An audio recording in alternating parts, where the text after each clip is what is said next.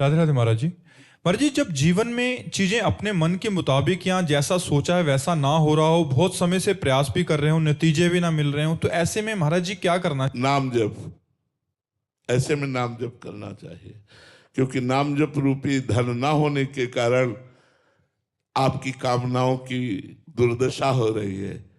यदि नाम जप हो तो यह परलोक सकल सुख पावत मेरी सुभैया कृष्ण गुण संचु। इस लोक और परलोक के सारे सुख आपको प्राप्त हो जाएंगे यदि नाम रूपी धन है। यहाँ भी आनंद और परलोक में भी आनंद, यहाँ भोगों की बाहुल्यता और वहां परम पद की प्राप्ति दोनों प्राप्त होंगे। जो जो भगवान की शरण में गए आज तक बताओ ऐसा रहा हो कि भगवान ने उसे दुखी किया हो तो बताओ। दुखी विभीषण लात मार के निकाल दिया था रावण ने, लंकाधिपति जाते ही भगवान ने बनाया और अपनी अनपायनी भक्ति दी, एक कल्प का राज दिया। प्रहलाद जी को, ध्रुव जी को, किसी भी महापुरुष को देखो यार, अगर सुखी होना है, लोक परलोक के सुख प्राप्त करने हैं तो श्री हरि की शरण में आ जाओ, उनका नाम जप करने लगो। नाम जप करते हुए अपने कर्तव्य का पालन करो, कुछ कहीं जाने की जरूरत नहीं है। अन मांगे आगे आवेगो, बिना मांगे आगे आगे आएगा। हम अपने जीवन की तुम्हें बात बता रहे हैं, दोनों पक्ष हमारे जीवन के हैं।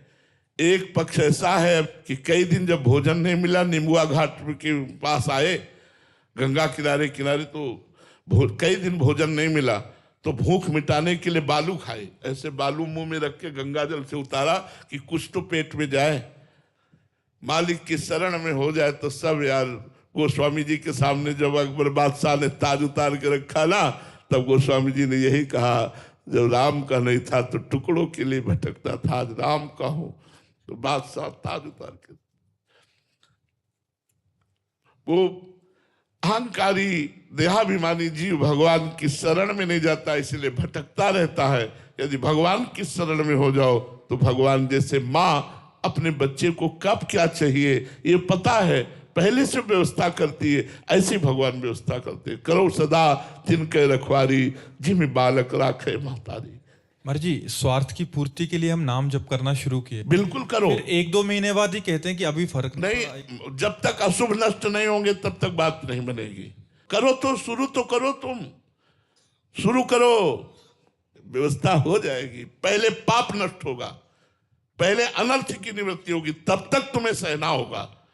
जब तक तुम्हारे पाप नष्ट नहीं होंगे तब तक तुम्हारा काम नहीं बनेगा। और नाम जप करो, और नाम जप करते जे ही पाप नष्ट हुए तो यहां मृत्यु लोक के सुख की क्या बात है। आप ब्रह्मा का पद मांगोगे तो ब्रह्मा का पद भी दे देंगे। भगवान है, वो भगवान है, अखिल लोकदायक विश्रामा, अखिल लोकों को विश्राम प्रदान करने वाले हैं। महाराज जी, दोनों पक्ष देखे जाते हैं। यहाँ उदाहरण पे आते हैं कि नाम जप करना शुरू किया तो उनके जीवन में अनुकूलता ही आने लग गई बहुत, और एक ऐसा भी है कि नाम जप करना शुरू किया तो अभी प्रतिकूलता का सामना करना पड़ रहा है। ऐसे दोनों में नाम जप का बराबर फल है, लेकिन एक का शुभ प्रारंभ हो गया, संयोग बन गया, नाम जप किया और पुण्य का फल प्रारंभ हो गया। और एक नाम जप शुरू किया उस समय उसके पाप का फल प्रारंभ हो गया, तो पाप का फल उसे दुख दे रहा है। ये नाम जप का फल नहीं है। नाम जप तो आगे चलकर दोनों को परमानंद प्रदान करेगा, दोनों को परमानंद प्रदान करेगा। इसलिए नाम जप में धैर्य चाहिए।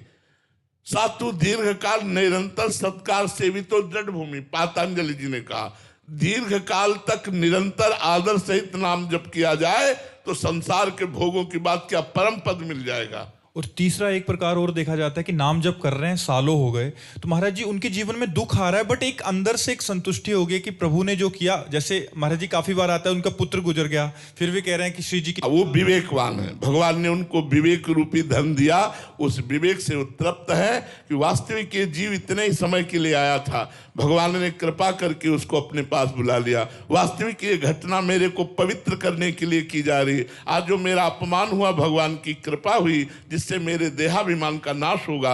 आज जो मेरी निंदा हो रही, इसमें भगवान की विशुद्ध कृपा है। मेरे बिना भोगे शरीर के पाप नष्ट हो रहे। वो ऐसा विवेकवान हो जाता है कि भगवान के द्वारा किए हुए विधान में प्रसन्न रहता है। वही तो भगवान का भक्त है, जो ही प्यारो करे सोई मोहि भावे।